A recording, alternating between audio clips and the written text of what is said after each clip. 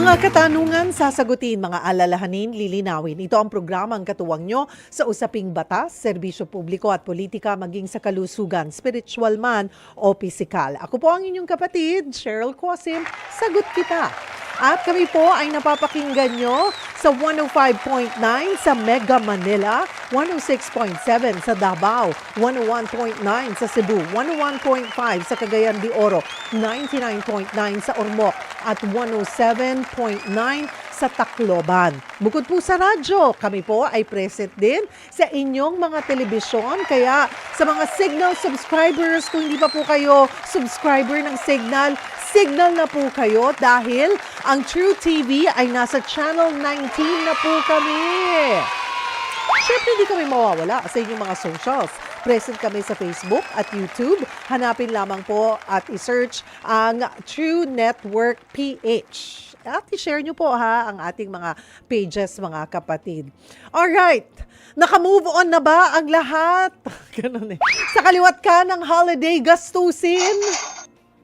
Hindi makapag-move on kasi wala nang pambayad ng credit card or nabaon sa utang, 'di ba? Gusto natin mag-move on. Sana hindi nasagad po ang inyong mga bulsa, mga kapatid, lalo na po yung mga nakakuha ng inyong mga bonus. Hindi po lahat nagkaka-bonus. Kami walang bonus, walang 13th month pay. Well, depende naman yan sa estado ng inyo pong posisyon sa kumpanya. Kasi po, with me, I'm a talent. So wala po. No 13th month, no bonuses. Depende po kasi yan sa pag-uusap nyo sa mga kontrata kung kayo contractual, 'di ba?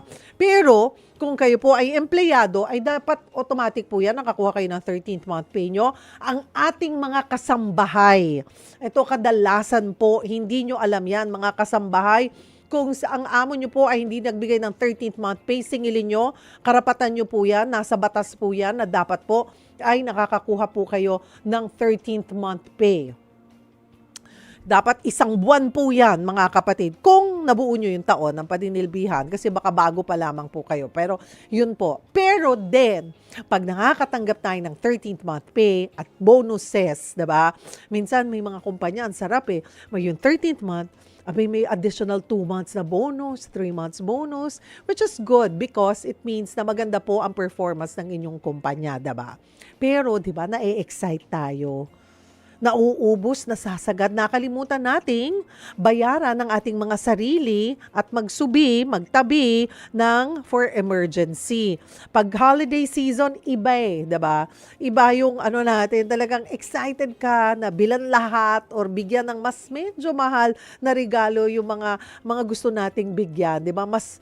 In other words, waldas tayo kadalasan pag holiday season. Pero kailangan na po nating harapin na naman ang realidad ng buhay. Tingnan nyo po ang inyong mga bulsa, kapain nyo. Tingnan nyo ang laman ng wallet. Tingnan nyo ang laman ng ATM. Meron pa ba? Or zero na yung nakalagay? Or nagne-negative na dahil sa credit cards? Ngayong araw, mga kapatid, tutulungan po namin kayo magplano para sa inyong financial goals. Magsisimula ka na bang mag-ipon ngayong taon? Parang tuwing na lang, Enero, ganyan po pinag-uusapan natin. Abay, dapat po nag-i-improve tayo every year, ha? O baka nagbabalak kang mag-invest o magtayo ng maliit na negosyo, di ba? Paano naman kaya makakaahon sa patong-patong na utang or nasagad-sagad na credit card? Nung ako'y kabataan ko, kasi yung mga credit card na yan, ikaw ang lalapitan nila pag maganda yung credit standing mo. Nagsimula po ako magkaroon ng credit card when I was, I think 16 or 17 years old, or 18 na rin siguro. Sa Amerika naman po yun. Dahil maipon po ako sa bangko. I started working when I was 16. So nakita ko, hindi ko masyadong naintindihan, laging nasasagad. Pero natuto na po ako the painful way na dapat, pag ginamit mo ang credit card mo, pag dumating ang bill, i-fully paid mo siya. Kasi kung minimum lang, walang mangyayari. Ano po mga kapatid? So ilan lang po yan. Mahalaga po ang tamang pagpaplano para sa mga bagay na yan. Kaya naman gagabayan po tayo Buti hindi siya napapagod sa atin na paulit-ulit na nagpapaalala, nagtuturo para po kung paano natin makakamtan yung stability pagdating po sa usaping pinansyal, diba? Kasi gagabayan po tayo ng ating financial expert. Gusto ko na siyang i-claim gusto ko na siyang akuin na resident financial expert po ng sagot kita. Buti hindi tayo sinisigil. Ayan. Makakasama po natin mamaya. Pero may question of the day po muna tayo. Ano ang inyong financial goals ngayong 2025? Ano po? Sige, share nyo po yan sa amin. Baka may tanong po kayo, may gusto po kayo konsulta, tips na kailangan, maaari po kayo mag-post sa ating live stream or tumawag po kayo sa ating tanungan hotlines sa 8689-3289 or 8689-3290. Again, that's 8689-3289 or 8689-3290. Live dito po sa studio ang ating resident claim financial guro. Ayan, guro, hindi guru. Ayan, financial guro natin, Professor Vince Rapisura. Siya po ang presidente ng Social Enterprise Development Partnerships Incorporated. Happy New Year! Yes, Happy New Year and happy to see, of course, happy ako na tawaging resident, financial guro dito. I-claim na natin yan. Kasi gusto natin balik-balikan mga kapatid, maging regular natin once a month or sige, pinakakapos na yung once every quarter na may paalala para na monitor na natin, diba? Nasan na kayong parte? Okay, first quarter of the year, Kaya dapat ito yung best time ba palagi na magplano ng ating financial goals for the year. Oo, kasi nagiging medyo yung mga tao pag January ay parang nagiging reflective sila sa buhay nila. So sinasabayan natin 'yan, no. Pero anytime during the year naman, no, basta makapagsimula ka na, yun yung mahalaga. At ipagpatuloy mo siya. Hindi yung gaya nga lang sabi mo, baka every naman January nagre-reset tayo, no? Balik-balik lang. So dapat nagpo-progress tayo. Oo, dapat may progression. Okay. Sige. Sabi mo nga ito yung panahon na nakakapag-reflect. Ito na ang reflection. Gusto na talaga gusto na talaga magkaroon ng stability or makapagsimula. Right. Diba? Parang yung ako sa edad ko 50, panic mode na yan. Yung mga bata-bata pa, kalma pa kayo, relax pa kayo. Pero alam nyo po, kung kaya nyo nang simulan ngayon on your 20s, simulan nyo na maaga. Kasi ayaw nyo umabot sa katulad ko na 50 na naghahabol na, hindi, ganito ang gusto kong matatanggap ko or pera ko pagdating ng retirement So dito ka at least pag mga nasa 20s ka pa lang, relax ka pa, kalma ka pa, diba? Pero nakakapag-ipon ka na. Right. Ano ba yung best time na magsimula ka? Actually, the best time talaga ay yung unang-una kang kumita. Dapat I-practice mo na. 16 pa lang ako. Practice mo na agad. Pero actually, laki pa naman ako sa alkansya. Oh, yun sayang, nga diba? Kahit sa mga bata, ganun yung ginagawa namin. Pero yung mindset kasi, Cheryl, na ginagawa namin ngayon na itinuturo, no? Yung dati kasi parang magsisave ka, tapos sasabihin sa'yo na kalimutan mo. At dahil nga isubi mo yan for emergency. Yun yung yun yung sinasabi nila. Pero ang mas effective na nakita namin ay dapat mayroon kang purpose na gigil kang panggagamitan dun sa iniipon mo. Kasi kung hindi ka nang gigigil, hindi ka naman mag-iipon eh. So, yun. Example lang, meron akong kaibigan na trans. So, alam natin ang kanyang pinag-ipunan ay ang kanyang pagpapagawa. No? So, sabi niya, kahit na hirap na ako, Vince, na pumasok sa trabaho. Pero nung nalinaw mo sa akin na, after 3 years, magagawa niya ng gusto niya. Yes. Ganado siyang magtrabaho. Di ba? Kaya dapat pala, una isipin natin, ano yung talagang pinaka-gusto nating makamit. Yung parang, kunwari, on your 20s, hindi namin ini-expect na yung, pag nagkapamilya, kasi minsan gano'n, pag nagkapamilya, dapat may bahay na for yourself. Gusto mo, when you turn 25 or 28, you have your own place. Yeah. Diba? Yung mga gano'n. Yung definition ko ng savings, at ito nakuha ko siya sa isang elderly sa bundok ng Nueva Vizcaya. Ang sabi niya sa akin ay, savings is the postponement of the pleasure of spending. Di ba? So ipinagpapaliban mo lang siya, talaga. Kasi totoo yan kung hindi mo naman talaga gagamitin yung savings, bakit ka nagsisave? So walang purpose yon, no? So ipopostpone lang natin yan at kung ma-practice na natin at ma-master na natin yung pagpopostpone ng pleasure ng saving na yan, no? Ng spending na yan, ay nakakapag-save tayo. At nung pina-explain ko sa kanya na ano pa ako nito, buti narinig ko to, Cheryl, nung ako ay 20s, no? At ang sabi niya, bakit may pleasure in spending? Di ba yun yung inano na pinipigilan?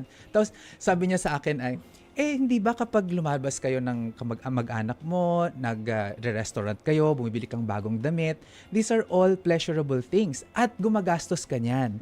So ang sabi niya, yan yung gusto kong mararamdaman mo tuwing magse-save ka, na naiisip mo na ibibili mo ito in the future. And that will motivate you and inspire you to save. Totoo nga. Totoo naman mga kapatid, di ba? Pero hindi yung short term. Yes. Kasi di ba, ngayon makita mo, magse-save ako. O di bali nga ako magse-save for a new cellphone. Hindi rin madali yun mamahal din ang cellphone. Pero yung iba, kinakaskas. Yes. Di ba? Nangungutang. Spend muna bago save. Yes. Ayun. Ang sinasabi ko nga dyan, dapat bawal yun Kasi kapag ikinakaskas mo na yung isang bagay, inuutang mo na, no? Hindi mo pa siya kinikita, talagang matinding violation yon ng good financial discipline. Ayan, ako, ako dyan, guilty po ako dyan. Natuto na lang ako nitong tumanda-tanda na po ako na kaya pala hindi mabawas-bawasan. And I learned from a friend na sinagad-sagad niya yung credit card niya, but it was because nagkaroon din siya ng emergency. Yeah. Pero hindi niya mabayaran na, ang ginawa, hindi pinansin. Dinedma na. Akala niya siguro matatakbuhan niya for 2 years. So grumabe, lumala yung kanyang yung penalty and everything. Yeah. And then doon ko nabigay yung advice na in-advise mo rin yun na pwede kang lumapit doon sa institution, makiusap ka. Totoo. Ito po yung sitwasyon ko. Kaya ko pong bayaran ito. Pwede rin nyo po bang i-waive yung ilang penalty? But you have my commitment that I will pay in 2 years. Ito lang po ang kaya ko. Napagbigyan siya, nakapag-loan na siya ng bahay niya. Kasi kung pinabayaan niya yon, hindi siya sabi ko sa kanya, ikaw kung ang plano mo, dream mo magkaroon ng sariling bahay para sa yung 2 anak, hindi ka maa-approve. Correct. Because of akala mo simple yung pagtakbo mo or hindi mo pagbabayad ng credit card. No. Alam yan. Hindi porket kunwari lang po, nasa BPI ka, magangutang ka sa BDO, or pupunta ka ng Pag-ibig. Akala nyo, hindi nila malalaman yan. They share the same details. Yes, merong credit bureau na ngayon na tinitingnan dyan At yun, itinatatag din natin yung ating credit score for that. So tatamaan yung credit score mo talaga kapag hindi mo binayaran on time. Hindi na nga lang mga utang ngayon Cheryl, maski mga bills So mag-ingat tayo, maski bills sa kuryente, sa tubig, sa telepono, no? Yaan ay mayroon ng facility kapag hindi ka nakapagbayad at nag-past due ka, inire-report na rin yan, nagiging bahagi yan ng credit score mo. And I think also pati nakikita na ngayon kasi nati-trace nila how you spend your money. Yes, oo. Kunwari sa bungero ka, online, ayan, nakikita nila yan Kasama din yan, kahit na sabihin mo wala kang utang, pero they know how you spend your money. Maapektuhan when you apply for a loan. Actually, alam din nila yung kinikita mo. Kasi nakikita naman nila yung pumapasok sa bank account mo At ito nga yung isang nangyari sa isang kakilala ko, nabigyan siya ng free credit card, hindi naman siya nag-apply.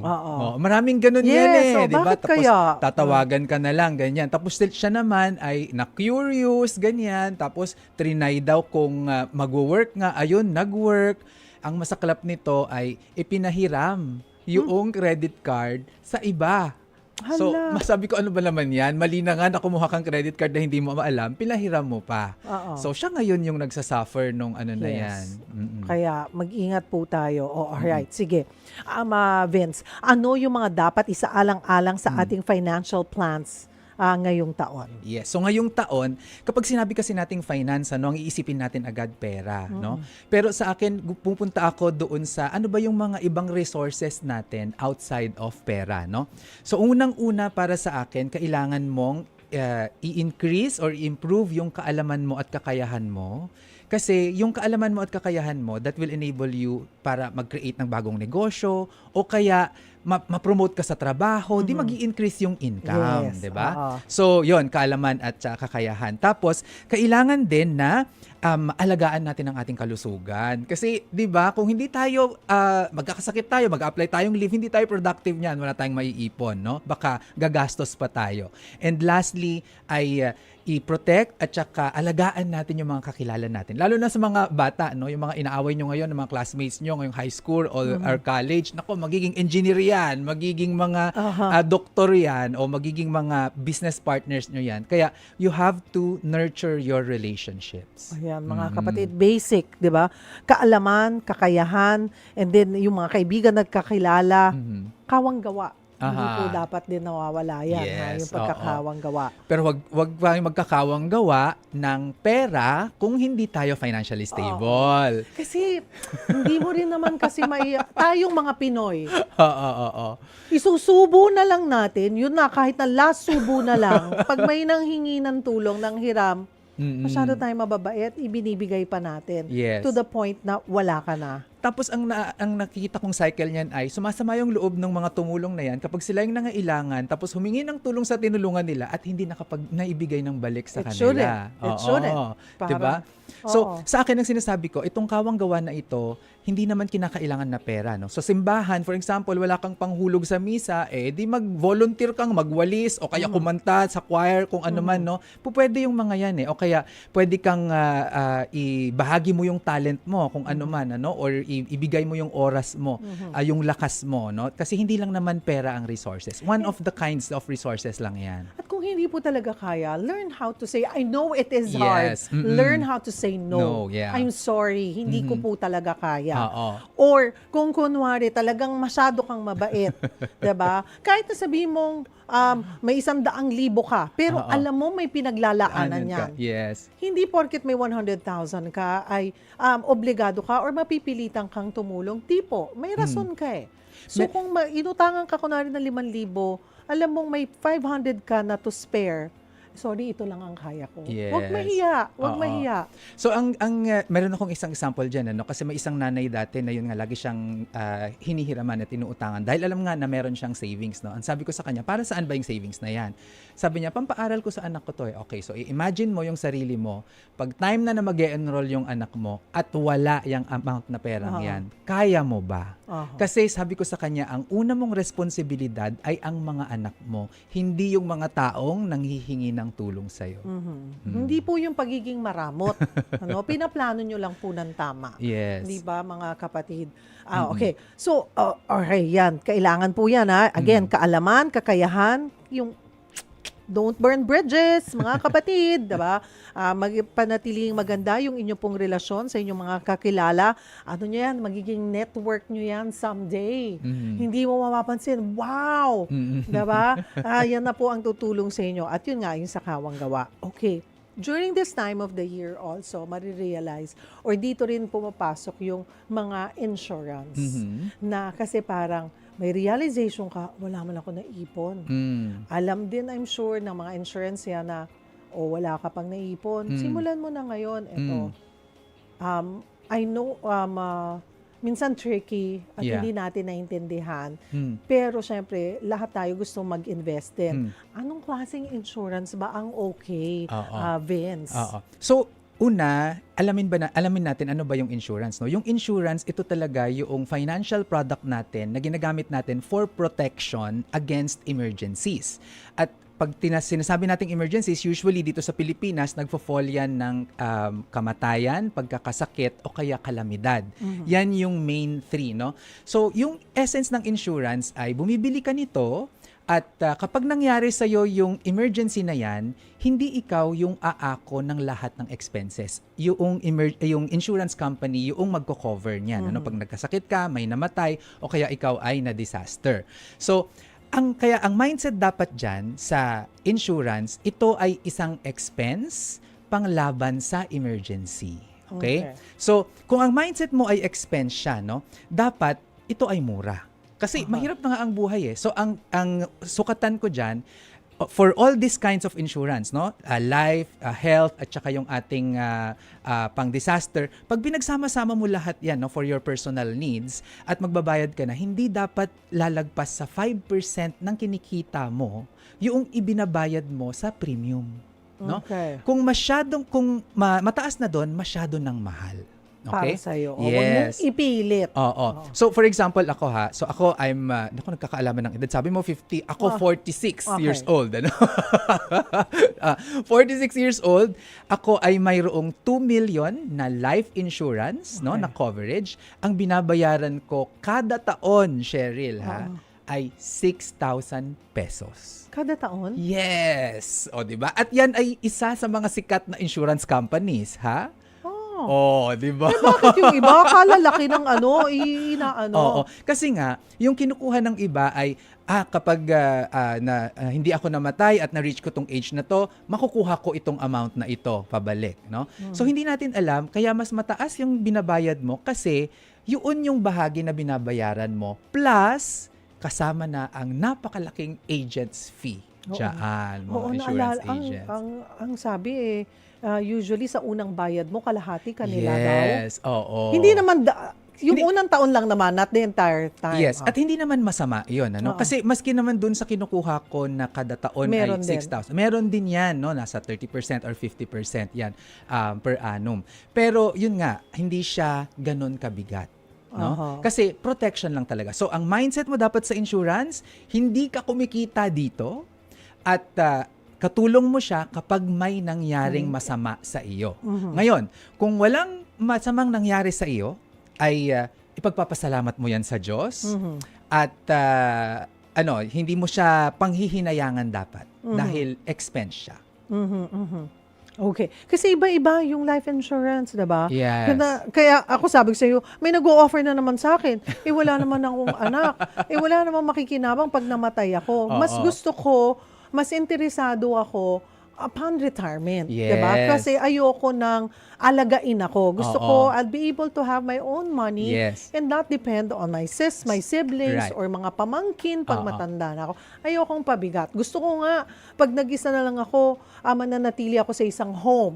Home na may community. I'm fine with that. Nako, yan yung isa sa mga business opportunities actually, no? So, tama yung sinasabi mo, no, na dapat yung ating financial product, nagmamatch niya kung ano yung purpose nito, no? So, kung protection against emergencies, insurance yan. Kung retirement yan, hindi yan insurance. Kasi hindi naman emergency ang retirement. You can plan way ahead of it, no? So, investments yun dapat. Ayun, investments. So, hindi halo. So, ang selling point na niyan ng mga insurance agents, kaya nga kumuha ka ng insurance na may investment kasi 2-in-1 na. Ayan, yung ano sa kanila. Yes. Hindi mo na iisipin, mga ganyan. Pero, at what expense? Ang mahal. Mahal po. Ang mahal. So, may alam ako na ang coverage niya ay 1 million pesos. Pero ang binabayaran kada taon ay 50,000. Matalaki. Kasi parang 50,000. nag-iipon ka rin. Oo. Pero yun nga, pag nagbayad ka ng 50,000 mo, yung kalahati nun, 25,000, mapupunta yon sa insurance agent. Tapos yung ibang bahagi mapupunta sa mga insurance fees at saka sa mga kung ano-anong fees, no? Ang konti nung maiiwan na investment for the first year. Okay?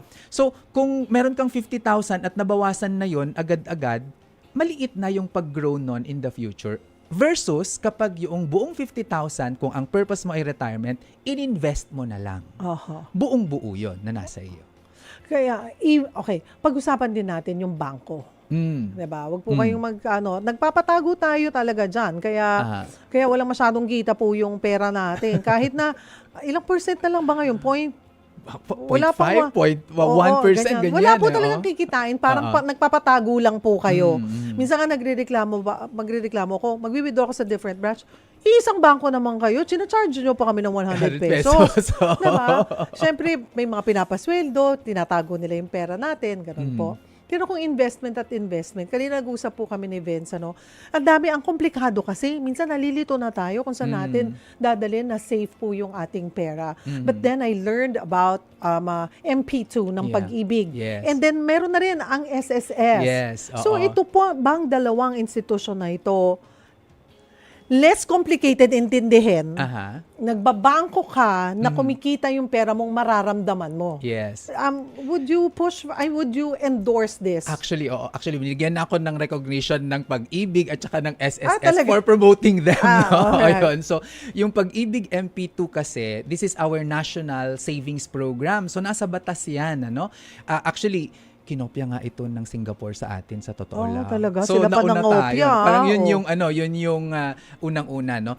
At itong savings program natin na ito ay may employer at employee na na counterpart. Tapos yun yung regular. Tapos may MP2 na voluntary, Yun. no? Iba pa po yun, mga Oo. kapatid, yung MP2. So yung MP2 ay 500 pesos lang, pwede ka nang makapagsimula. Tapos ang dividend nito ay tax-free. Nga, Okay? yun yung maganda. At Tax-free umaabot siya. ng parang 6%. 7% last Mga- year. last. Oo. Actually, in the last 3 years, parang nasa 7% siya, no, na per annum. Good performance. Yes, oo. Tapos ang gusto ko pa dito ay bukod sa nakakatulong bukod sa nakakapag-invest tayo, nakakatulong tayo kasi nagiging pondo yan ng Pag-ibig at yan yung ginagamit pampautang sa pabahay, pampautang sa mga nangangailangan, no? So, mayroon siyang social impact na component.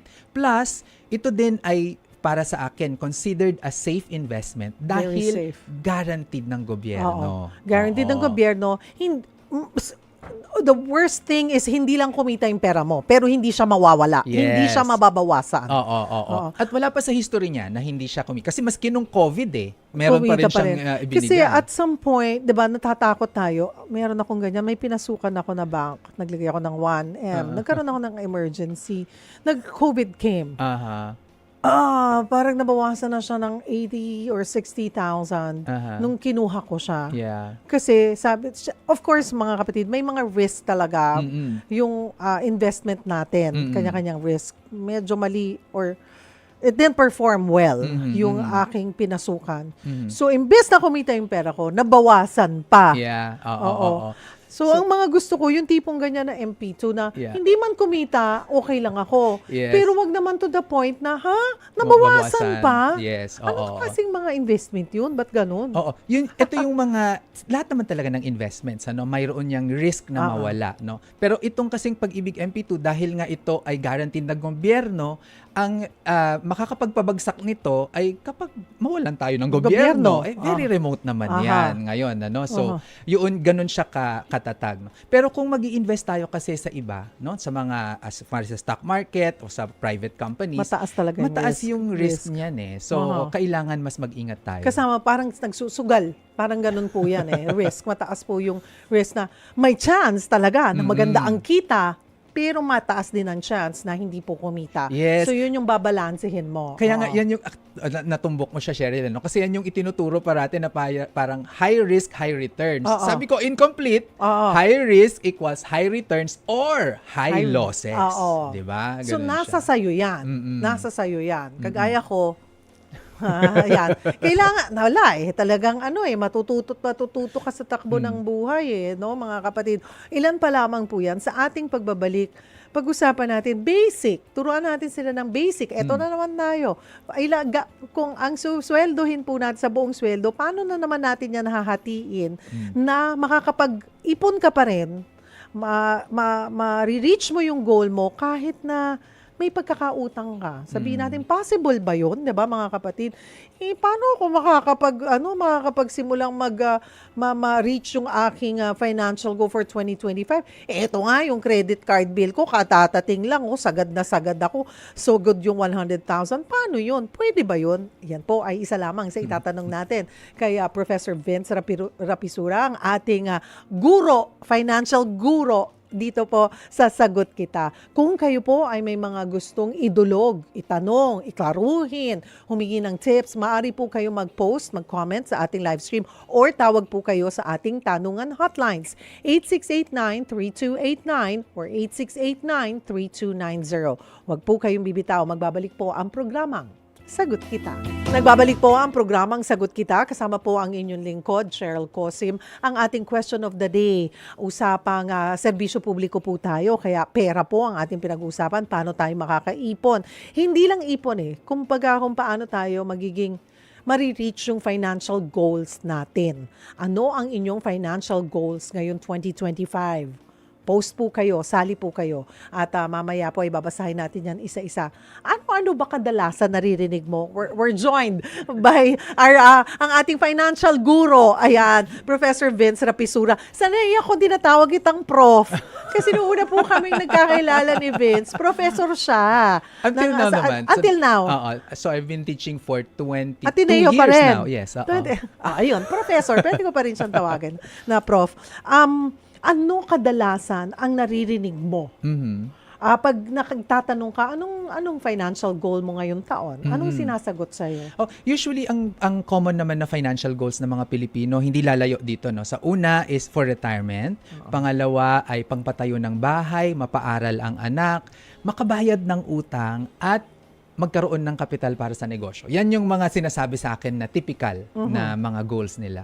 Na acceptable naman yan. Yes, Tama. I mean, oo. may pinupunto. Oo. Or depende, talaga ang tao iba-iba. You can't expect them to be, you can't, parang hindi mo mapupush na, hindi, dapat ito ang financial goal mo. No. Hindi. Depende yan sa estado ng pamumuhay ng isang Correct. tao. Oo. And we have to respect that. Tapos so ngayon, ang gagawin mo, kung ano yung goal mo, dapat hahanap ka ng magandang means para matustusan yun.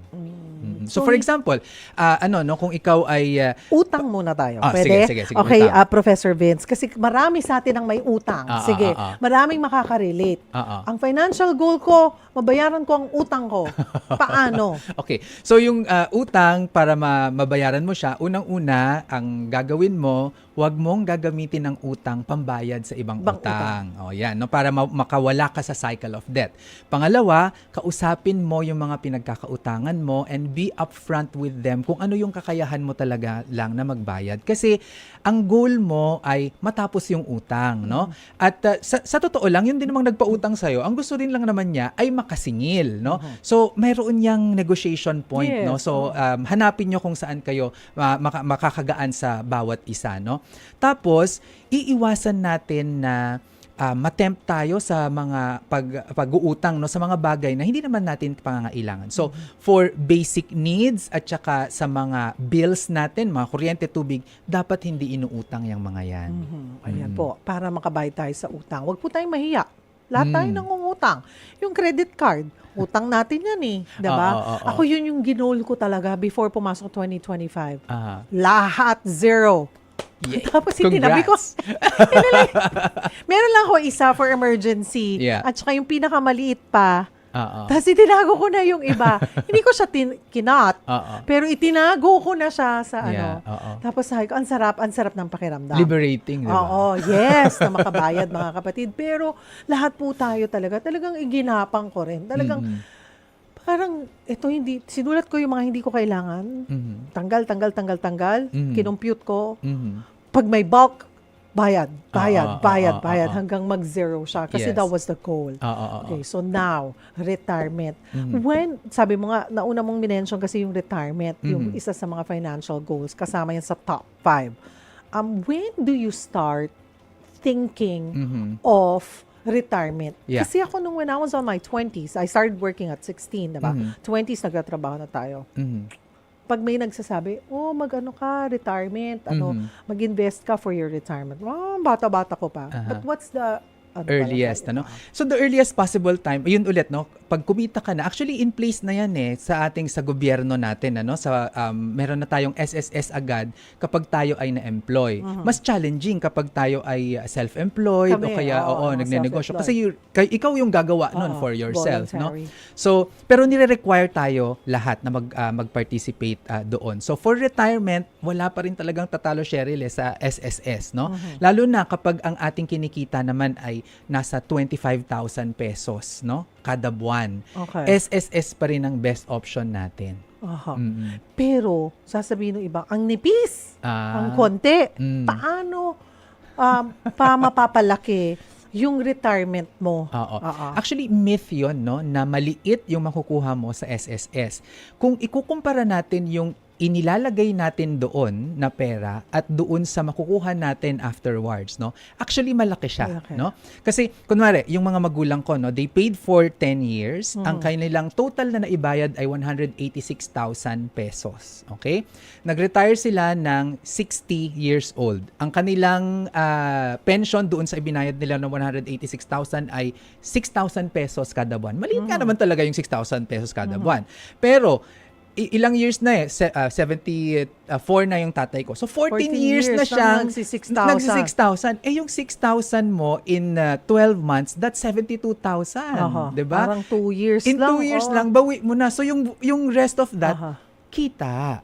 Kaya sulit na sulit yung SSS. Kaya ba masabi natin na kung kaya mong i-max, Mhm. ako kasi voluntary. So Yes. sabi ko, i-max na natin. Oo. Dapat talaga, ayon sa batas natin, dapat magbabayad ka ayon sa kinikita mo. Oo. Kasi ang essence ng SSS natin, social security yan no? Which means na tayo ay nagtutulungan para magkaroon ng pension yung mga matatanda na, no? So para sa panahon din natin, yung mga pag tayo na mag-retire, yung mga kabataan ay ganahan pa rin na magbayad ng kanilang contribution sa SSS. So, yun, dapat yan, ipinagpapatuloy natin siya. Okay. Ano pa? May sinasabing pag-invest, 'di ba? Ang retirement ba considered as investment? Yes. So, Okay. manipis ang linya ng savings at saka investment. Actually, yung pag-save natin is already a form of investment. Yan Kaya maraming nalilito pag sinasabi ko na, kailangan may emergency savings ka, no? Kailan papasok yung investment? Actually, part of your emergency fund kapag malaki na, kasi ang sinasabi ko sa emergency fund, dapat 9 months equivalent ng expenses mo. Malaking amount yon, no? So, pwede mo yung hati-hatiin at yung parte, i-invest mo sa iba-iba, no? So, yung unang 3 buwan na equivalent, ilagay mo siya sa ATM mo. Hindi talaga kikita yun. Kasi for emergency nga, no? So, yung next na remaining na 6 months equivalent, pwede mo nang ipasok yan sa MP2, pwede mo nang mag-time deposit dyan, pwede mo nang ikalat.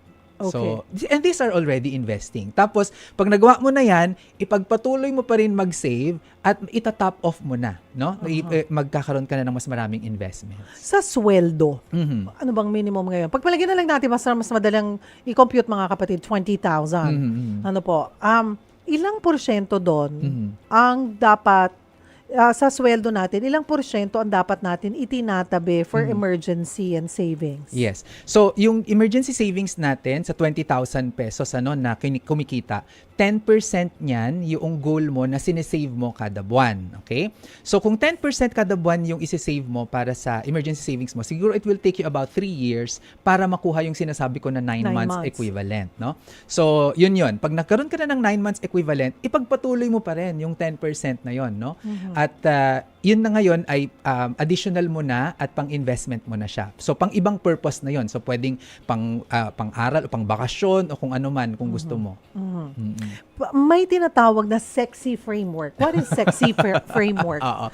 So, yung aking sexy investment framework, Ayan. so, ito yung acronym siya, no? It stands for Security, Encashability, X-Factor, and Yield. Okay. Kaya siya sexy. Pero ang pinaka-priority dito, Cheryl, ay yung S, Security. Kasi marami mga na-attract sa maraming mga kita, pero naku, scam pala, 'di ba? So dapat secured yung ating investment, ano? And then sunod ay yung encashability or yung liquidity na tinatawag, yung madaling maging cash ulit, no? So for example, ang magi-invest ka sa lupa, naku, yung liquidity and cashability niyan medyo challenging kasi matagal siya, no? So dapat handa ka doon, aware ka, no, sa pinapasok mo na 'yan. And then yung X factor, ito I think it comes because I'm a social development worker, ay dapat ito ay may social at positive social and environmental impact. Okay? So, titignan natin yon kung ito ba ay baka naman yung pinag-i-investan natin ay gambling pala o kaya nakakasira sa kalusugan. Iiwasan natin yung mga yon. Saka lang lalabas yung Y, no? Yung panghuli, yung yield, which yung kita. Dapat i-ensure mo muna yung tatlo na yon. Ang jokes ko nga dyan ay unahin yung sex bago yung Y. Oo nga naman, mga kapatid. Kailangan. Okay. So, pagdating naman po sa mga magninegosyo, sinabi mo rin yon, pag natatanong tayo, ano ang iyong mga financial goals? Kailangan ako magka-negosyo para dumaas o magkaroon ako ng extra kita. Kailan mo masasabi na, pwede mong masabi na gusto mo lang magnegosyo. Pero ano yung mga dapat tandaan? Yeah. Kung magbe-business, mga senyales o na dapat tandaan na, okay, I'm ready na nga, hindi pilit, yung ganun. Oo. So, unang-una, kung yung negosyo na yan ay magiging source ng income mo, kasi marami mga mga retirees yan yung iniisip. Pag nag-retire ako, magne-negosyo ako. Yes. Nakakakaba yun. Kasi kung yun yung aasahan mo, yung retirement money mo, yun yung i-invest mo doon sa business, kung nag-fail, 'di ba? Hindi siya magandang move, ano? So, yung pagbi-business, dapat unang-una meron na tayong kakayahan at kaalaman, karanasan doon sa business na papasukin natin, no? Hindi yung unang-una pa lang tayo napupunta. So, ang itinuro naman sa akin yan ng Ateneo that time, the best way kung gusto mong magsimula ng business, magtrabaho ka sa similar business. Kung gusto mong magtayo ng restaurant, pumasok ka muna sa restaurant at alamin mo paano yung supply chain, paano yung pag-manage ng mga waitresses, paano yung menu, 'di ba? Lahat ng 'yan ay mayroon yang kahalagahan. So, kaalaman, kakayahan at karanasan muna dapat. Pangalawa, dapat alam mo yung kung paano i-produce yung service o kaya yung product, no? At may market na bibili. Yung hindi lang naaawa sa'yo para bilhin yung produkto mo, no? Ilalagay mo din yung delivery system mo, no? Paano makakarating sa customer yung produkto mo? So yan mga kapatid, kinonsideran nyo ba yan? Kasi ako, now, because I've been in this industry for a long time, now I produce my own shows. Kaya naiintindihan mo Yes. Diba? Naiintindihan mo. Pero though, guilty ako na the business-wise, yung pagpapatakbo, kaya. Yung financial, parang, lugi pa ako nung first year because hindi ko na factor in lahat, yung no? sa BIR, Taxes, taxes na, oo nga, meron pala yan. Yeah. That's why dito din Ang papasok business permits ng mga bayan, depende pala yun dun sa kinita mo ng the year before. Yes, ang laki, di ba? So, kaya kailangan mo rin ng mga kakilala dyan, no? Kasi hindi mo talaga makukuha yung expertise ng lahat. So, you have to partner with someone na marunong sa finance. Kung malakas ka sa pagbi-business, sabi mo nga, talent manager or talent, yung ginagawa, producer ng show, no? Yung finance side, kumuha ka, mag-hire ka ng person na magaling doon to be part of your team. And idadagdag mo yun sa cost mo. Ayun, mga kapatid.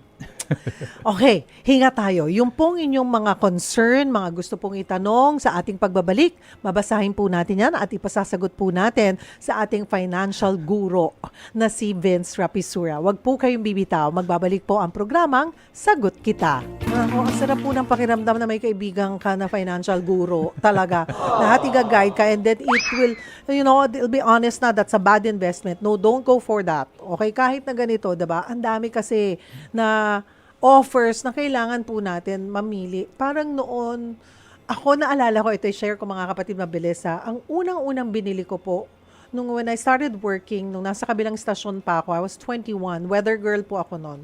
Unang-una kong binili ay ang aking funeral plan. Why? Because breadwinner po ako noon. And then, nagkataon na yung kaibigan ko namatayan ng tatay. Sabi niya, ang mahal pala mamatayan. Nagpanic ako. Sabi ko, okay, iiyakan ako ng sabi ko, iiyak na yung mga mahal ko sa buhay naman siguro pag nawala ako. Tapos iiyak din sila kasi saan nila kukunin yung panggastos. So, yun ang inuna ko, funeral at saka cremation plan. After noon, tsaka ko na lang inisip lahat. Parang doon ako nagpanic. Yun sa akin lang naman. That's a good move, Is that no? a good investment also pala? So, that's not an investment. It's not an investment. Okay, it's not called investment pala. Okay. So, it's a plan, diba? Okay, Na it's a plan. it will cover the expenses kapag namatay na tayo. And I think it's a good move, lalong-lalo na kung sabi mo nga, ikaw yung breadwinner, tapos ay wala ka namang dependents, no? Wala. So, yun, parang tama yung sinabi mo, na parang aalis na lang tayo dito sa mundong ito, ay ang gusto natin ay hindi na natin aabalahin yung mga nakapaligid sa atin, no? Nandiyan Ang na. isa lang doon na catch, I haven't checked it. Kasi ang tagal na nun. Kasi may kaibigan ako na yung parents niya, when they were on their 20s, nung bagong kasal, yun na yung binili nila. Bumili sila ng lupa at ng plan sa isang sementeryo. 20s. Namatay ng mga 90 na, 80 years old.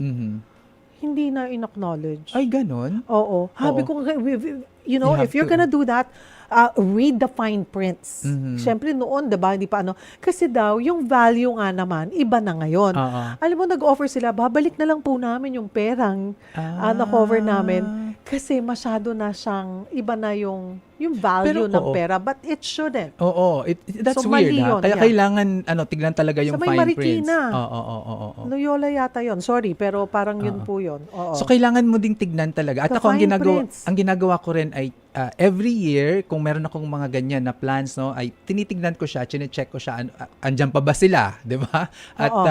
yung account ko pag ni-login ko ay active ba? Oo. So kailangan mo lang i-check 'yon para ma-make sure na nandyan. Isa rin yan sa goal ko. Kasi minsan, hindi mo diba? Hindi mo pinibigyang halaga yung mga policy na binibigay sa iyo. Pag tinanong ka na, oo nga, no? Nasaan na nga ba yon? Goal ko yan, first quarter. Ayusin lahat. Dito tayo. Vin, sa mga mensahe, silipin natin yung mga message po ng ating mga kapatid. Si Easy Pablo, paano kaya ako makakaipon? Nakautang po ako sa 5-6. 4 na tao. Wow. 5 to 5-6 ko po. 4 ang pinagkakautangan niya ng 5-6. Yeah. Mahirap, maraming hulugan. 500 isang linggo ko, isang tao po. PWD po ako. Oh, no. Gusto ko na huminto magtrabaho pag 60 ko po kasi hindi gumagaling ang tuhod kong may bakal. Oo. Ayan. So, pag ganyan, ang gagawin mo talaga, lalo na kapag 5-6 informal naman yan, hopefully mga kakilala mo ito, at person with disability ka naman, Pakikiusap talaga. pakiusap ka talaga na ito yung kalagayan mo at maging totoo ka sa kanila, no? Baka nga pumayag pa yan na wala ng interest dahil nga sa kalagayan mo, 'di ba? At yun, i-respect na babayaran pa rin siya. Pero ang gagawin mo rin diyan, ang tanong niya kasi paano siya makakapag-ipon, no? Ang misconception ng iba, kapag ikaw ay may utang, hindi ka na Hindi ka muna na mag-iipon. Hindi, pagsabayin mo 'yan, no? Kasi kung hindi mo ipapractice yung savings discipline mo, lalo ka lang ditong lulubog sa utang, no? So, kahit na kaunti lang. Sabi mo at least 10%. Oo. Sa iba kasi talaga, Cheryl, as in Said na ubos, said. said na. So, kailangan talagang kausapin yung mga pinagkakautangan para may maibaba yon at mayroong maitatabi. Kahit nga sa mga maliliit ang sinesweldo, meron akong, nagpunta ako sa Mindanao, may nagbebenta ng barbecue. Tindera siya. Ang sinusweldo sa kanya, 200 pesos per day. Tapos, ang sabi niya, ang hirap nga daw. Sabi ko, isipin mo lang ha, kahit 10 piso kada araw yung itabi mo. In 100 days, yung 10 pesos mo, 1,000 na. In 1 year, May 3,600 ka. Sabi ko sa kanya. So, unti-untihin mo lang yon, no? Kasi sabi ko nga, ang pinakamabilis na paraan ng pagyaman kung magdadahan-dahan. Ayan, di ba? Diba, mga kapatid? Pero itong 5-6 na to, akala ko ba tumigil na tong mga to? Bahala na po ang Panginoon sa inyo. Masyado po kayong, naintindahan namin ang negosyo. No? Lahat tayo nagninegosyo. Business to baka sabihin nila. Pero iba po yung nanggugulang ka at nanggigipit ka, nang aabuso, that's the word. Yeah. Ay, hindi naman po tama. Kahit saan nating anggulo tignan, kahit sabihin yung business is business, mataas ang risk po ninyo, pang-aabuso pa rin yun Yeah, oo. Yung laki. Kailangan ipakita din yung pagiging makatao, Oo, no? oo. Yung mga sangla, ATM. Yeah. Ay, my goodness. I don't know. Ito po. Okay.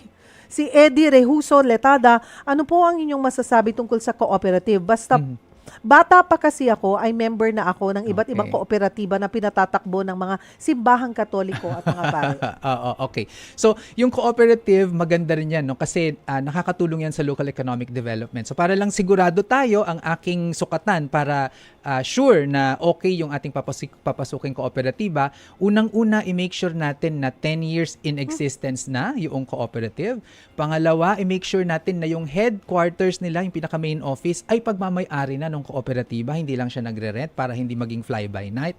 At pangatlo, ito medyo challenging na hanapin, tignan o hanapin yung tinatawag na Co-op Pesos score ng kooperatiba kasi usually meron sila niyan. At dapat ang score nila ay 80 points and higher. Okay. Yan. Eto si Ramon Advincula. Iko-konsulta ko lang po yung SSS retirement pension ko. 2 taon ko na pong inaasikaso. Hanggang ngayon, wala pang balita. 62 years old na ako, hindi pa ako nagpe-pensyon. Ano bang dapat gawin? Hindi dapat. Oo. Kasi dapat nakuha mo na to when you turn 60. Oo. May option ka pa dyan kung ima-monthly mo or pwedeng 18 months 18 months na lump sum. lump sum. Oo. So ang gawin nila ay pumunta actually sa SSS Oo. branch kasi usually kulang sa dokumento o may mismatch sa dokumentong ibinigay sa naka-record. Yes. Kailangan lang ayusin 'yan, Pero no? it should be easy. Doon Oo. po sa mga magre-retire pa lang. 6 months before your retirement, I-check nyo na. Oo, simulan nyo na pong asikasuhin yon. Para come retirement month, makukuha nyo po. Yes. 6 months before your retirement, pwede na po yan. Mm-mm. Pwede na po yan. Pero Ramon Advincula, we're inviting SSS to join us. Medyo wala lang po silang oras para sa atin. Maybe next Tuesday, antabayanan nyo po, idudulog natin tong sa iyong concern para ma-check din yung record mo. Ano ba ang nagiging problema? But you should know kasi it's been 2 years. Yeah, oo. Si Leila Santos, Sir Vince, paano kung kulang ang pambayad sa credit card? Hindi ba okay for credit rating yung pagbabayad lang ng minimum? Kung nagbabayad ka ng minimum, hindi ka nagpa-past due. So, yung credit rating mo ay, in terms of repayment, okay ka. Pero, isa din kasi sa tinitignan sa credit score mo, yung percentage na nakukuha mo doon sa credit limit mo. So, kung ang credit limit mo ay, let's say, 50,000 pesos, sumobra ka ng 30% doon, no? So, more than 15,000 yung nakaskas mo doon sa 50,000 na limit, counted against sa'yo yun. Kasi minsan, di ba, nagtataka kayo, sagad na, pero ay, pumasok pa rin. Parang meron certain... May excess naman sila Excess, na ina-allow dyan. Ano? Pero usually kapag credit limit, ay hindi mo na talaga siya makaskas. Si Annabel Escueta, isang OFW po ako dito sa Italy. Hi, Annabel! Interesado po ako and want to start saving investment in MP2. Ano po ang mga requirements? Ako, Annabel, punta ka lang ng Pag-ibig website. Virtual Pag-ibig. Virtual Pag-ibig. Yun yung tawag. So, i-google mo lang, Virtual Pag-ibig, lalabas na doon. At Aralin mo mabuti. Oo, aralin mo mabuti. Pero iniimbita rin natin ang Pag-ibig. Huwag kang mag-alala. Iisa-isahin natin yan. Pag-ibig, PhilHealth, SSS. Yan po ang ating iisa-isahin for this month also. At pababalikin natin si Professor Vince. Si Rosalina Dalangin, paano po kaya ako makahulog for insurance? 7,200 po ang sahod ko. Kasambahay po, solo parent. 4 ang anak ko, may college ako na anak, nag-aaral. Tapos may PWD ako na anak. Wala po akong SSS. Ay, bakit? Dapat Wait, meron. SSS, Employer mo PhilHealth yun. at Pag-ibig, no. Oo. Demand it. Nasa batas po yan. Sabihan nyo po ang inyong amo. Excuse me, nasa batas po yan. Karapatan mo yan. Oo. At saka ano yan ha, papayagan ka na bayaran yung back pay. At ang ano yan, ang sasagot dapat yung employer. Oo. Kailangan po yan. Rosalina, hindi. Wag kang, baka, minsan sasabihin, tatanggalin po ako sa trabaho pag ano. Hindi. Still, i-report nyo pa rin. I-report nyo pa rin. Kasi yung amo nyo, sabihin nyo, ma'am, sir, karapatan ko ho pala magbigyan nyo ako ng SSS, PhilHealth at Pag-ibig. Yeah. Ayusin na po natin. Baka pwede mo munang ganunin ng maayos na. Sana po dun sa mga amo, di po ba? Parang, alam po pinagtatrabaho, minsan merong mga amo na medyo mabigat din sila pero wala din silang choice pero kumuha ng kasambahay. Pero alamin din po natin yung dapat na para sa kanila. Kasi kung ilalagay nyo po yung posisyon nyo sa posisyon nila, yung posisyon nyo kung ilalagay nyo po yung inyong sarili sa kanilang posisyon, gusto nyo ho bang ganun kayo tratuhin na hindi po ibigay sa inyo yung PhilHealth, Pag-ibig at SSS na dapat po ay para sa inyo? Hindi, di ba? So wag po nating mali po yun. So, yung sa kanya, para magkaroon siya ng insurance, sa mga cooperatives may mga murang insurance, Cheryl. So, at pwedeng hulug-hulugan yun, no? Parang, ako, marami akong kakilala, ang coverage, 500,000 pesos para kung may mangyari sa kanya, doon sa mga dependents niya, ay may maiiwan na 500,000. Ito ay parang mga nasa 2,000 pesos lang per year. Ito si Harold Grimares, sinimulan kong i-delete lahat ng online shopping app. Perfect, magaling. Congratulations. Ayan, nililista Tandaan na lahat ng gastos per day at tuwing market day, gumawa na ng listahan. Correct? Maganda. Very basic but yes, malaking bagay po yan. Very informative na hapon with Mr. Vince. Yes, tama. Ako, nandun pa rin yung shopping app ko, pero lagi lang silang nasa cart. Or maglagay ka ng folder nandun tapos nakatago. Ako yung sa cart ko, pag 3 beses ko siyang binalikan, at gusto ko pa rin, ibig sabihin gusto kong bilhin. Okay. Kasi yung cart ko yan, minsan cart, add to cart. Pagtingin ko, 30 na. Uulitin ko yan, dadaanan ko. Ay, hindi ko to kailangan. Hanggang matitira na lang 3, 2, tapos mamaya ako nabibili. Kapag nakalimutan ko siya, ibig sabihin, hindi siya important. So yun doon ako may disiplina ako. Pero maganda yung ginawa mo. Oo, at saka yes, when you go to the market, wag po kayong pupunta ng biglaan. Lista nyo. Kasi mapapamahal kayo. Wag din pupunta ng gutom. Oo, lahat gusto mo bibili. At saka i-avoid po natin bumili kung gusto nyo pong makasave. Of course, yung mga 24 hours na mga convenience store ay kaya nga sila 24 hours for emergency. Pero wag nyo pong ugaliin na doon kayo mag-grocery. Yes. Because they are expensive. Expensive talaga yan. They are expensive. Alam nyo na po yan kung ano yung mga 24 hours. Kumpara nyo sa grocery at doon, bibili kayo, mas mahal sila ng 10, 15 pesos. Pag pinagsama-sama nyo yan, 300, 500 pesos, ilang kilong bigas na po yun. Oo. Pero ang maganda rin sa mga convenience stores na nakita ko, Cheryl, yung mga packed meals nila, mura. Ay, mura. Yes. Mura pag kumpara mo sa mga restaurants. Tingnan nyo po tingnan nyo yung mga pros and cons na lang din. Bitin na sobrang overtime tayo, Vince. Siguro doon po sa mga, do you give, one-on-one advice? Or mayroon pong YouTube channel si Prof. Vince. Go ahead. So sa Facebook at saka sa YouTube po tayo active. Hanapin lang po ang pangalan ko, Vince Rapisura. At saka sa January 24 to 25, meron po tayong training sa Zamboanga City. Pero ito ay para sa mga microfinance practitioners, Islamic finance and delinquency management. Yan. Gawa nga tayo ng event for basic, no? Sure, sige. Pag-usapan natin yan mga kapatid para iba rin kasi yung sa face-to-face, 'di ba? Ayan, gagawa po kami ng event niyan. Don't worry.